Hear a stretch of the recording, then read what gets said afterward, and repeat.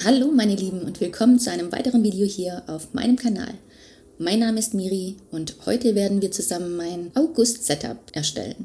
Da gefühlt gerade jeder in Urlaub geht und bei mir Urlaub in nächster Zeit erstmal nicht in Sicht ist, dachte ich, bringe ich den Urlaub in mein Bullet Journal und mache eine Urlaubsfoto-Theme.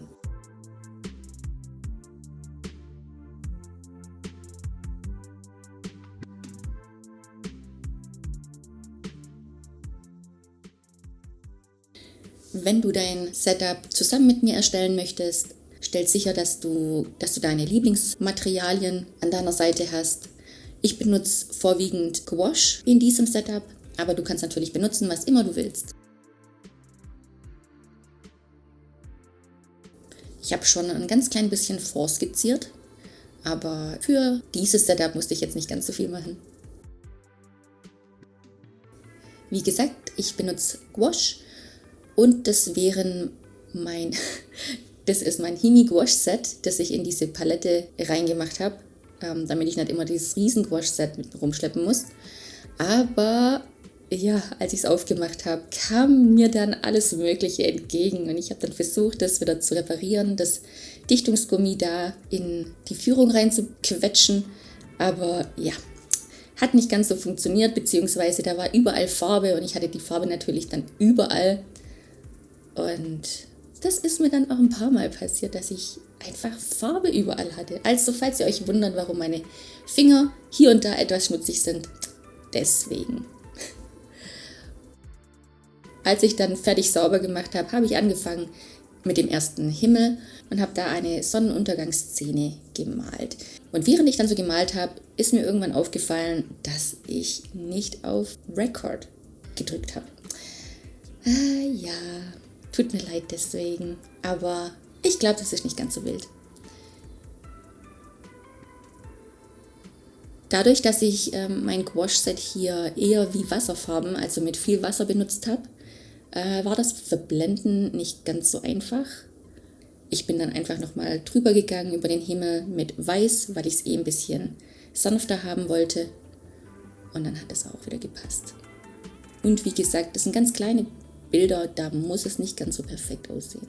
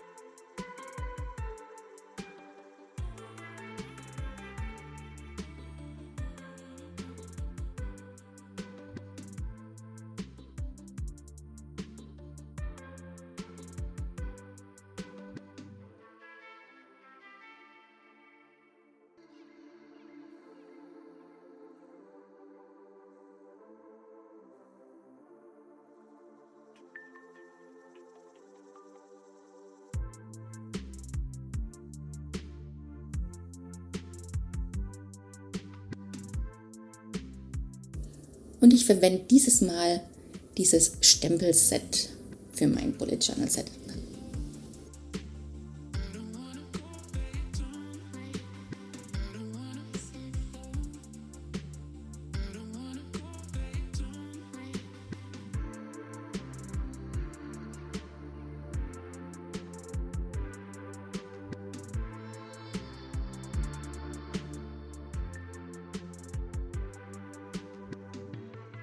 Mit meinem Pigment Liner in der Stärke 0,6 habe ich dann das Fotopapier, Fotodesign, Papier, was auch immer, die Umrandung gemacht, dass es auch aussieht wie so ein Instax-Foto, wo man quasi direkt aus der Kamera rausbekommt.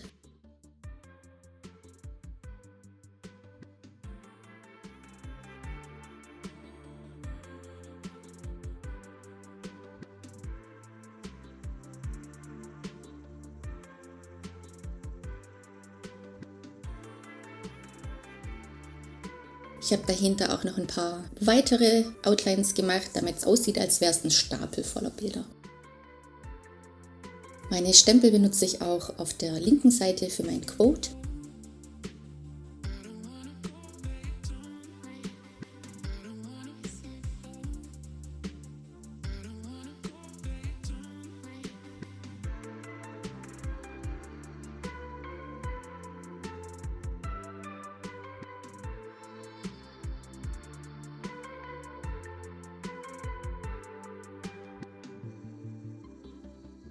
Und habe die Hauptwörter in der Skriptart geschrieben und mit der blauen Gouachefarbe vom Wasser nachgemalt.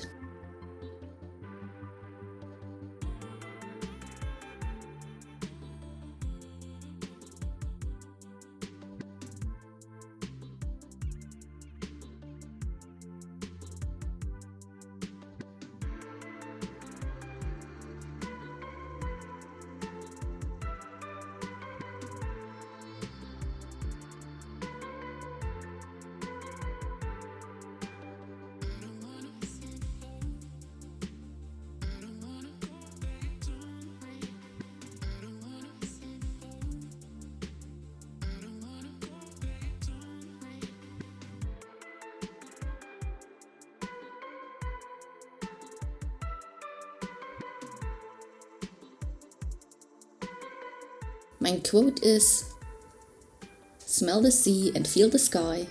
Let your soul and spirit fly. Und irgendwie habe ich das gelesen und dachte, das gefällt mir richtig gut. Ich habe die rechte Seite etwas eingeschnitten, um eine Dutch Door zu kreieren.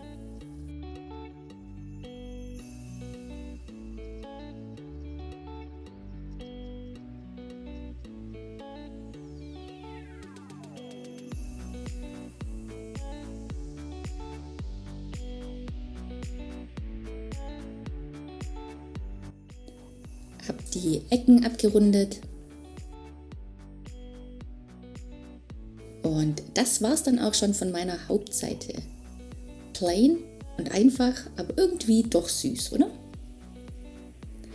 Machen wir weiter mit der nächsten Seite, welche meine Kalenderseite sein wird. Und hier habe ich gedacht, wäre es doch ganz cool, den Kalender selbst als Fotos zu malen. Und zwar habe ich dafür quasi, wie so die alten Dia-Filmbänder waren. Und dafür habe ich dann mit dem Pigment Liner in der Stärke 0,6 die Outlines gemacht. Habe dann auch angefangen mit dem Stift das Band drüber und drunter einzufärben und kleine weiße Stellen freizulassen. Aber das hat dann doch zu lang gedauert. Und dann dachte ich, ich male es lieber komplett schwarz und gehe dann mit meinem Jelly Roll in der Stärke 10 nachher drüber.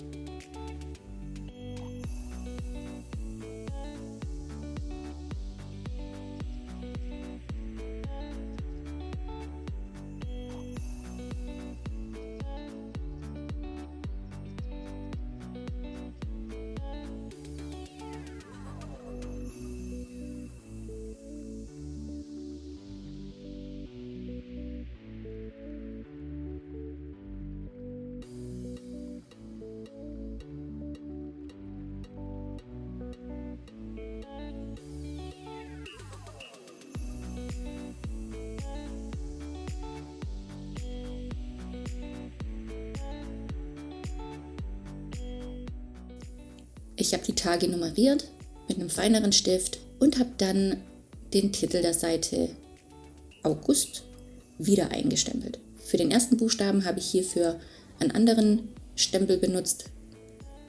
Die sind ein bisschen größer.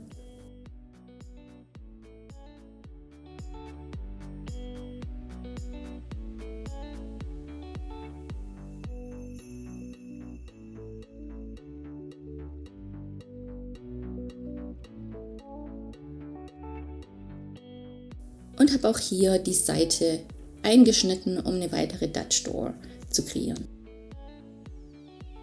Um ein paar leere Stellen zu füllen, dachte ich, hätte ich gern noch ein paar Sticker. Und weil ich keine daheim hatte, die irgendwie zu dem Thema gepasst hätten, habe ich kurzerhand selber welche gemacht. Und zwar habe ich in meiner App Procreate ein paar Kameras gemalt in verschiedenen Farben und Größen und habe die dann ausgedruckt. Und sind die nicht süß geworden? Ich finde, die sind richtig toll rausgekommen. Was sagt ihr? Gefallen sie euch? Lasst es mich in den Kommentaren wissen.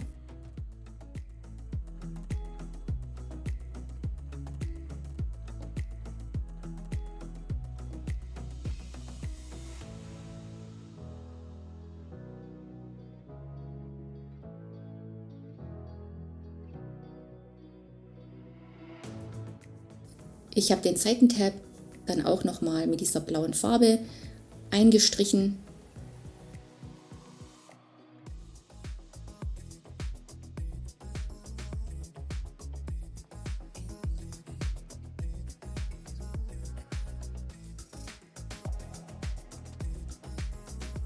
Die einzelnen Kameras habe ich dann ausgeschnitten mit der Schere und hier und da eingeklebt.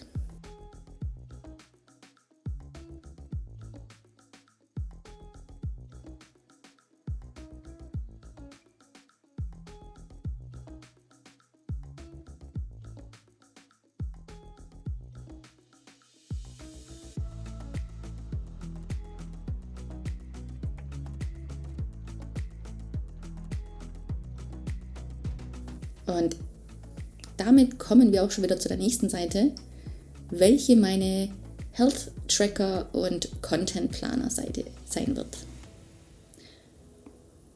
Auch hier habe ich wieder diesen Diafilmstreifen in der Mitte vorskizziert.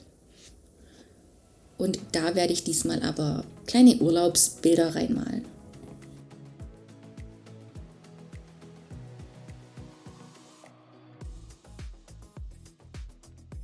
Und hier könnt ihr auch sehen, dass ich das alles schon echt grob gemalt habe. Aber von weitem sieht es dann echt mega süß aus. Von nahem sieht es ein bisschen, wie soll ich sagen, vielleicht etwas kindisch oder amateurhaft aus, aber das macht ja nichts.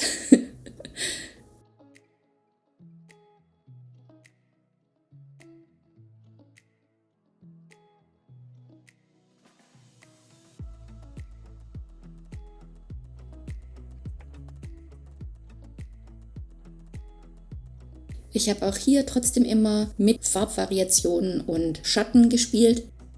Zum Beispiel ist der Himmel ganz oben im Bild dunkler als an den Bergen dran oder auch das Wasser im Meer ist hinten an der Horizontlinie dunkler als vorne am Strand.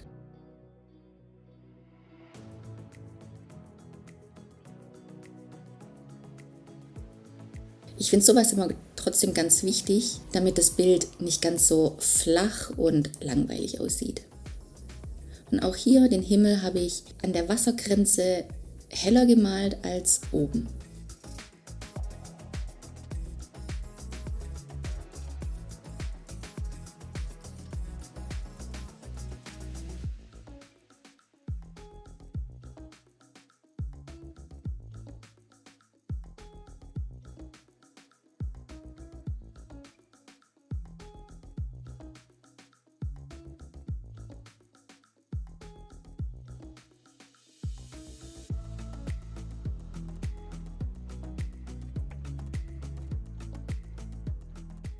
Ich hatte ja echt keine Ahnung, was für Bilder ich hier malen kann.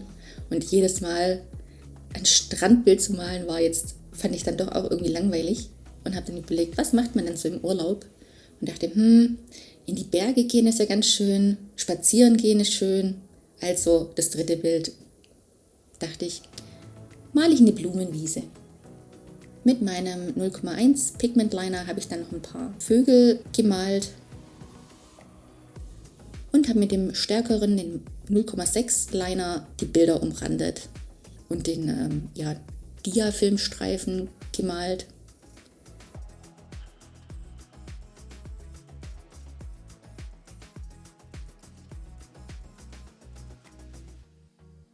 Ich bin wieder oben und unten mit meinem Brushpen drumherum gegangen und habe danach dann wieder wie auf der Seite zuvor mit dem weißen Jelly Roll die Striche eingemalt.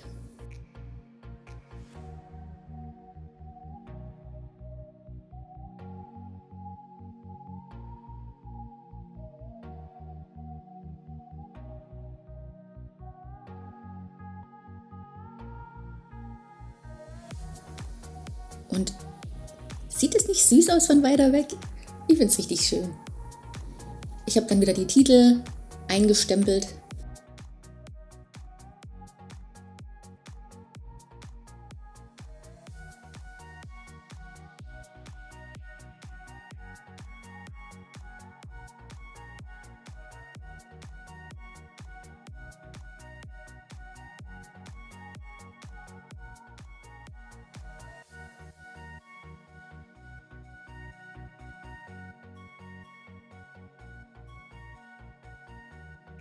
Und die ersten Buchstaben mit der blauen Farbe nachgemalt, weil sie irgendwie sehr hell rausgekommen sind.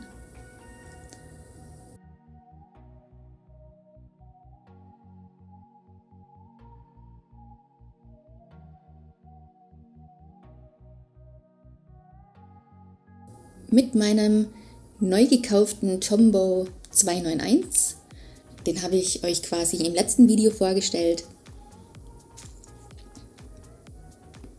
male ich hier alle 2 Zeilen von meinem Health Tracker und die Titelzeile von meinen Habit Trackern.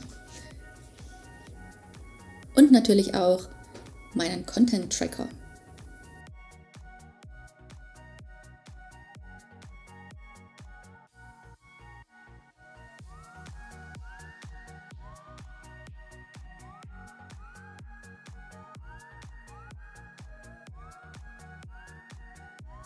Mit dem Tombow N89 habe ich die Tracker dann noch kariert.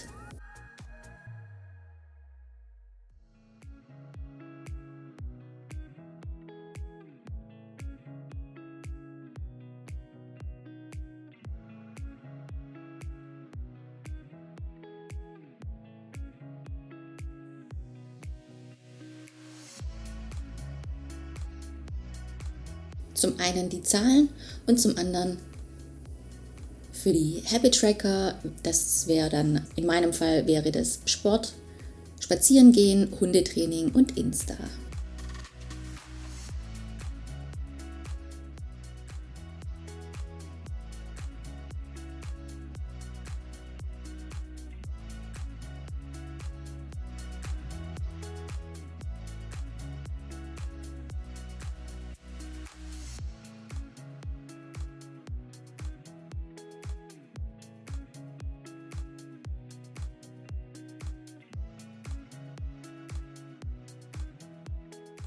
Ich habe wieder hier und da eine Kamera eingeklebt.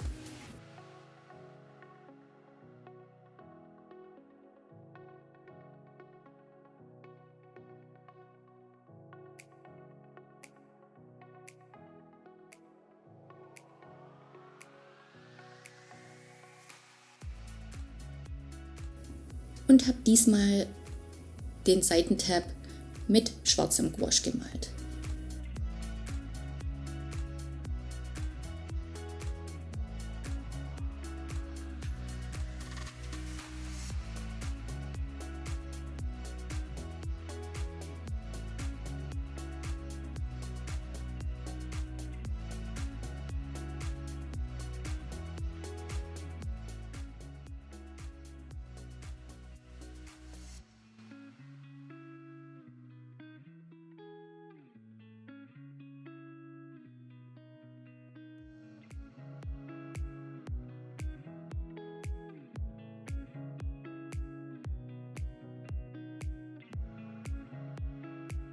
Und das wäre es dann auch schon von meiner Tracker- und Planerseite.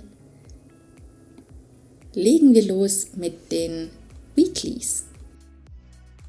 Wie ihr sehen könnt, habe ich hier eigentlich schon ein Layout vorskizziert, aber das hat mir so gar nicht gefallen. Das fand ich einfach zu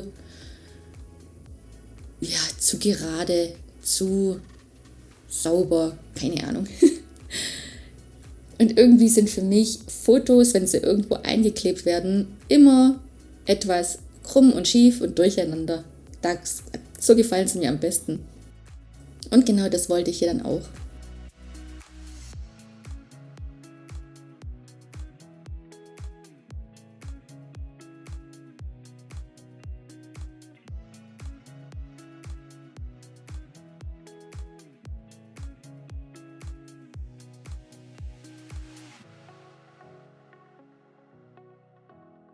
Ich habe das Ganze natürlich wieder nachgezeichnet mit meinem Pigment Liner in der Stärke 0,8.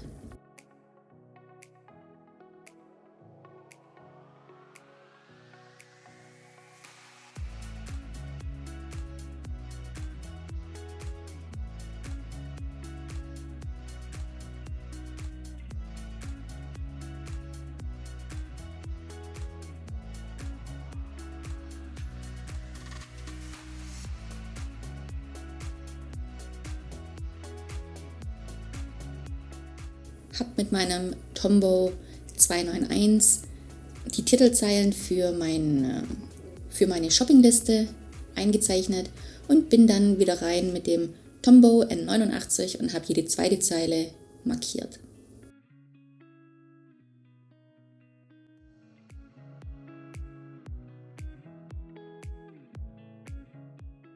Mit dem Tombow 291 habe ich dann auch die Wochentage und Nummern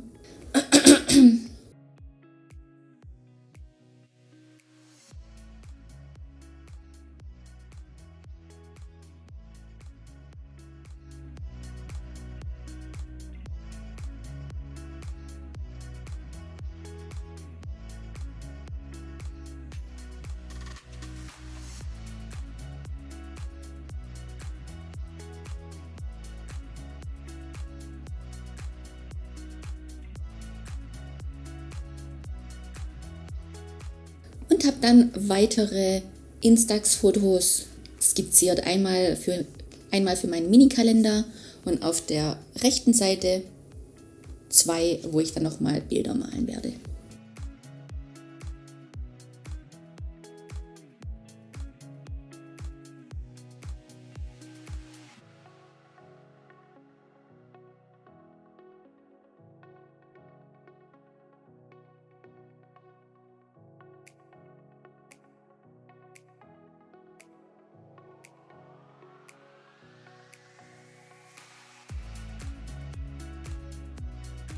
Falls dir dieses Video bisher gefallen hat, würde ich mich freuen, wenn du mir einen Daumen nach oben gibst, und falls du meinen Kanal noch nicht abonniert hast, aber dir solche Videos gefallen, darfst du auch das gern tun, damit du keins meiner Videos mehr verpasst. Und es würde mir helfen, meine kleine Community hier wachsen und gedeihen zu lassen. Danke!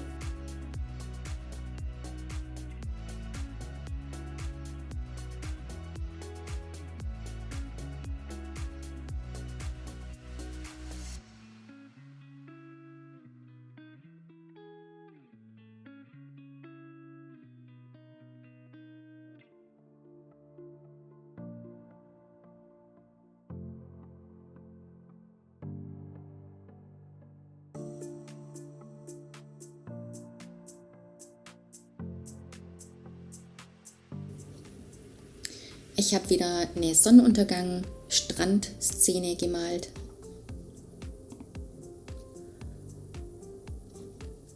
Und für das letzte Bild habe ich dann überlegt, was ich denn noch malen könnte.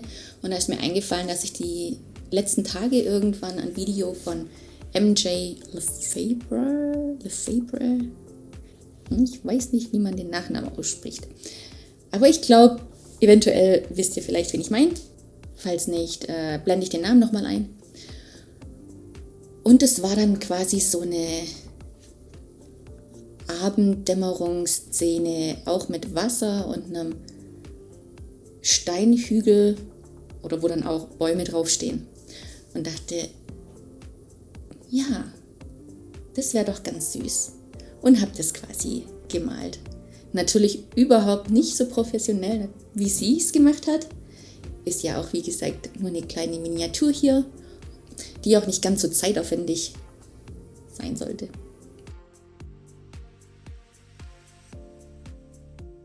Aber falls ihr sehen möchtet, wie sie das gemalt hat, gerne bei ihr auf dem Kanal vorbeischauen. Ich finde es immer super faszinierend, wenn sie malt. Das sieht immer so einfach aus und sieht danach so schön aus. Jedes Mal toll zum Angucken. Ich habe zwischen den Bildern dann noch mal eine kleine Fläche für Notizen. Und auf der linken Seite werde ich dann auch noch mal einen Platz schaffen für Haupt-To-Dos. Da schreibe ich dann quasi die Haupt-To-Dos von dem Monat rein, die jetzt nicht so tagesspezifisch sind oder sein müssen, sondern die ich einfach gern in dem Monat erledigt haben möchte.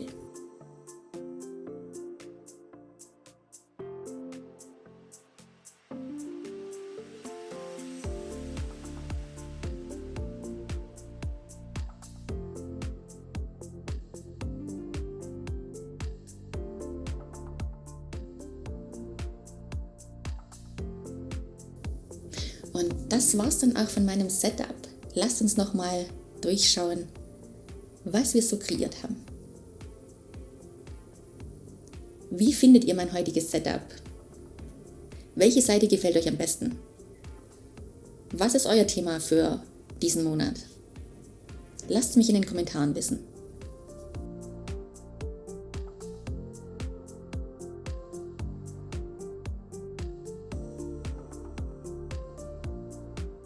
Und damit wünsche ich euch einen wunderschönen Tag und hoffe, euch in meinem nächsten Video wiederzusehen. Ciao!